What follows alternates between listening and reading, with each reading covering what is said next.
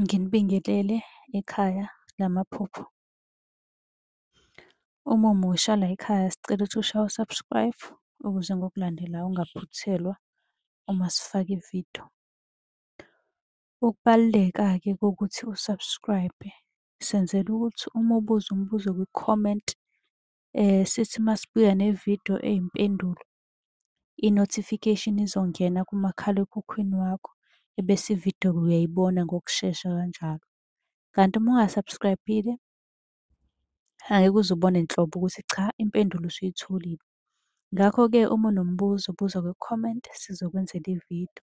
Uyakwazi futhi ukusi-inbox-a lapha ku-TikTok, usi-follow-we, inbox ucele inombolo ka-WhatsApp ozobuza njalo kuyona ekuseni uma-ke kukhona isibonakaliso obenaso. Nokubaluleka nje kokuthi-ke uwazi ukuthi ngabe lokho osuke ukuphuphile kubika ukuthini. Ake singene-ke kwelanamhlanje sikuchaza. Ake sikhulume ngosewashona, umuntu ongasekho emhlabeni. Eksኪse. Ngiyathemba ukuthi-ke usu-subscribe-ile. Amaphupho ngomuntu ongasekho awanayo kahle kahle incazelo eyodwa.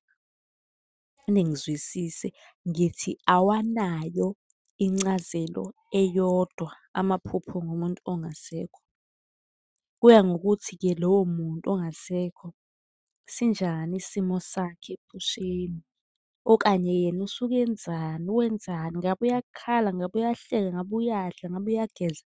Kuhluke kaningi, kuya ngezimo zakhe, yabo. Ungaqhathanisi impendulo iphupho lomuntu ophuphe tholukuthi uphupha umuntu ongasekho, tholukuthi ubejabulile, tholukuthi wena umphupha ekhala, tholukuthi umphupha egeza. Iy'mpendulo ngeke zize y'fane. Ake sithi-ke uyamphupha, umphupha lo muntu ongasekho uyacela, ucela nimgeze, nimugeze, ngabe lokho kusho ukuthini? Lowo muntu kuye kubikwe ukuthi-ke wayeganga esaphila, manje akamukelekile lapha akhona, ungcolile ngenxa yemisebenzi yakhe. Kusuke kufanele-ke lowo muntu nimenzele umsebenzi wokumhlambulula bese niyashweleza. Uma lowo muntu ubephupha nje ecela usicela ningigeza noma kuwukuthi kuyagezwa khona lapho noma uyamgeza noma nithelena amanzi, uyabo. Ukumphupha-ke ekhala, ake sithi uyakhala lowo muntu. Lokho-ke kusuke kubika ukungathokozi kwabantu abadala ngendlela ophila ngayo. Mhlampe kunezinto ey'ngalungile osuqala ukuzenza.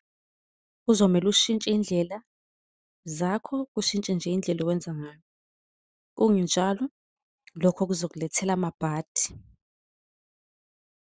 Ake sithi-ke uyamphupha ukupha izithelo lowo muntu ongasekho.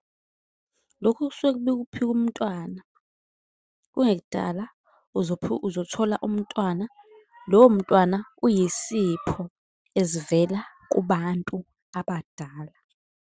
Kuye kushiwo kanjalo-ke. Kanti uma unombuzo ungabuza kwi-comment ukuze sizokwazi ukuthi-ke sikunikeze impendulo yakho ngokushesha.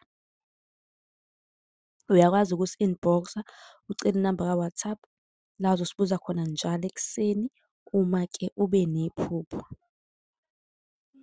Nisilandele yonke indawo. Uma ubuza umbuzo kwi-comment ngizokwenzela ividiyo yakho bese siyayithatha siyayifaka lapha ku-YouTube. Subscribe-a, i-notification izongena nje mase ngiphosta impendulo yakho ku-YouTube. Nisale .